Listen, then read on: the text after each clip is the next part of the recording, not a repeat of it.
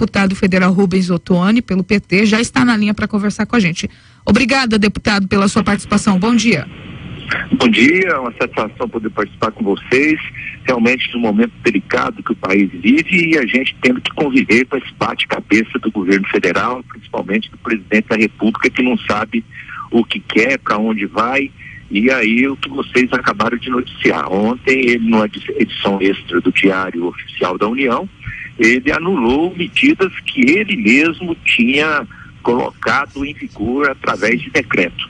E por que ele teve que fazer isso? Foi obrigado a fazer, porque o Senado já tinha pedido a suspensão através da Comissão de Constituição e Justiça, tudo indicava que a matéria chegaria à Câmara, e aqui na Câmara Federal também teria uma postura de apoio à suspensão dos decretos, porque eles são inconstitucionais. E o que é mais grave, Adolfo e Rosana, é que estava previsto para o dia de hoje, para nessa quarta-feira, o julgamento no STF do pedido de anulação desses decretos.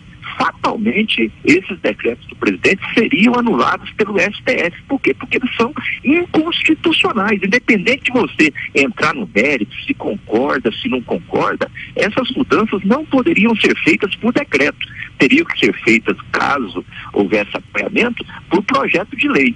Então, por isso, ele teve que voltar atrás mostrando que o governo não tem rumo, não tem gestão. Um governo que em 6 meses apresenta seis decretos diferentes sobre o mesmo assunto, que é a questão do porte e uso de armas, mostra que está realmente sem rumo. Deputado, eu comentei aqui na abertura com a Rosane, nem sei se o senhor ouviu essa parte, que as coisas lá em cima na presidência, na Câmara, no Senado, na presidência, elas precisam ser feitas com mais responsabilidade e, sobretudo, com mais competência. Não é verdade? É verdade. A questão é o seguinte: a política, ela cumpre um papel fundamental, porque é o papel de poder organizar e de poder acertar a média do pensamento. Tem pensamentos totalmente diferentes um do outro, mas tem que ter um setor onde organiza-se isso, e é na política. Então você pode ter a crítica que for à política, você pode divergir aqui, pode não concordar ali, mas você tem que ter capacidade de gestão, e é o que não está havendo. O governo, ele não tem capacidade de poder articular um projeto para o país, não tem um rumo para o país, não teve até agora a competência necessária para articular essa base de apoio, não tem um título com a Câmara nem com o Senado, e quer se sustentar num discurso antipolítico, que a nova política, e o que está dificultando o trabalho do governo é a velha política. Ora, não é verdade. Não existe nada mais antigo, nada mais velho do que esse governo que está aí. Hoje, o noticiário de hoje está pegando o quê? Eles falavam que, porque o governo anterior, porque não sei o que, isso, aquilo. Hoje a notícia internacional é que um avião da FAB, militar dentro do avião da FAB, na Espanha, foi pego com droga, mais de 30 quilos de cocaína. Aí essa é a nova política? Deputado, com relação a esses 3 novos decretos que foram editados ontem, quais são os pontos polêmicos que foram mantidos pelo presidente, e qual o seu posicionamento a respeito da constitucionalidade deles? Não, os decretos nós vamos ter que rever. Na realidade, toda essa matéria ela tem que vir através de projeto de lei. Aí, através de um projeto de lei, você pode até alterar a lei do desarmamento, sobre registro, sobre posse, comercialização de arma de fogo, de munição, sobre o Sistema Nacional de Armas, definição de crime. Tudo isso pode ser discutido num projeto de lei. Agora, nos decretos, uma norma sobre registro, sobre comercialização de armas, tudo bem. Uma regulamentação sobre aquisição, sobre cadastro, sobre registro de posse, também pode constar num decreto, mas flexibilizar regras para porte de armas, aí já vai fora da alçada de um decreto. Então eu avalio que eles ainda vão ter que voltar atrás de algum desses decretos, porque eles também ainda são inconstitucionais. Agora, o projeto de lei vai tramitar na casa. Quem tiver a posição favorável vai apoiar, quem não, aí é legítimo, é um debate, mas através de projeto de lei. Decreto é inadmissível. Bom, e aí, deputado, com essa nova edição, o trâmite começa tudo de novo, vai para o Senado, aí passa por aquela votação, ou seja, o presidente ganha tempo também. O senhor vê como uma manobra política? Olha, na realidade, como eu disse, o governo ele tenta se sustentar numa pauta que não é o que o Brasil precisa. O Brasil não precisa de uma pauta de usos e costumes. O Brasil está precisando de um governo que aponte o rumo para o desenvolvimento econômico, para o crescimento da economia, para gerar emprego, para gerar renda, para melhorar a vida do povo. É isso que as pessoas precisam. Agora fica trabalhando com a artificialidade, com aquilo que é secundário e aquilo que não vai resolver o problema do nosso país nesse momento. Então, está ganhando tempo, mas ao mesmo tempo está, na minha concepção, está perdendo tempo, porque a cada dia a economia dá sinais negativos. O governo que tomou posse em janeiro, com o ministro da Economia, Paulo Guedes, falando que teria um crescimento de 3% do PIB, e de lá para cá já houve 17 manifestações do mercado e do governo diminuindo essa expectativa de 3, hoje já está menos de 0,8. De 3 passou para 2,5, para 2,3, para 1,8, para 1,6, agora está 0,8.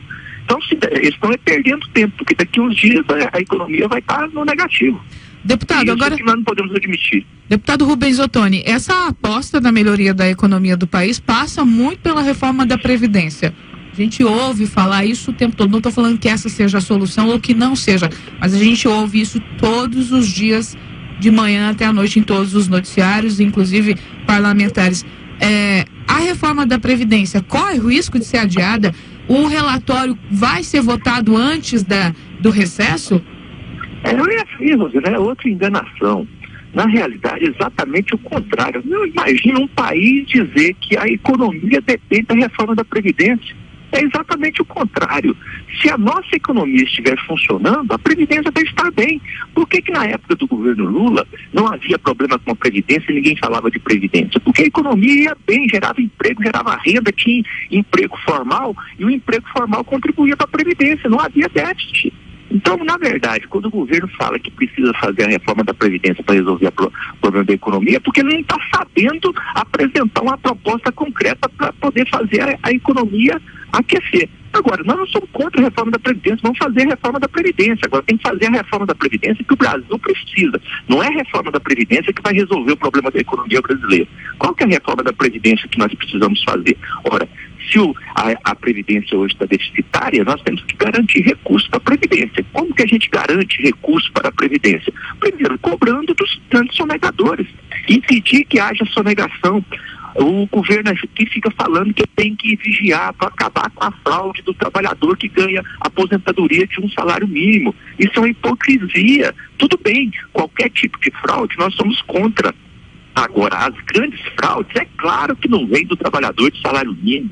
As grandes fraudes vêm das grandes empresas, das grandes sonegações. 500 maiores empresas do Brasil devem mais de 500 bilhões para a Previdência. Por que não se cobra? Por que não fecha o ralo da sonegação hoje? Nós queremos uma reforma da Previdência que impeça, inclusive, as isenções fiscais na área da Previdência, porque se a Previdência está quebrada, por que nós vamos dar isenção? Essa Previdência, essa reforma da Previdência, nós queremos fazer. Agora, a reforma da Previdência, para tirar direito de quem já tem pouco, do trabalhador rural, da professor, da professora, do idoso carente, da viúva, isso nós não vamos admitir. É por isso que nós estamos aqui acompanhando de perto, queremos fazer a reforma da Previdência, mas uma reforma da Previdência justa, que garanta os direitos que estão na Constituição e cobrem verdadeiramente, sem hipocrisia, ou cobrem daqueles que devem a nossa Previdência. Ô Rosane, mais uma coisa aqui com o deputado federal por Goiás, o Rubens Ottoni. O senhor falou do avião da FAB, Força Aérea Brasileira, na Espanha, pilotado por um militar com cocaína.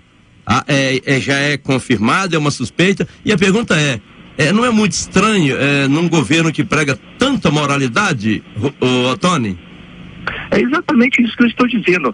A hipocrisia é muito grande. Chegaram ao governo só apontando o dedo para as outras pessoas e tentando mostrar. querendo passar uma imagem que eles são a nova política e que os outros são a velha política.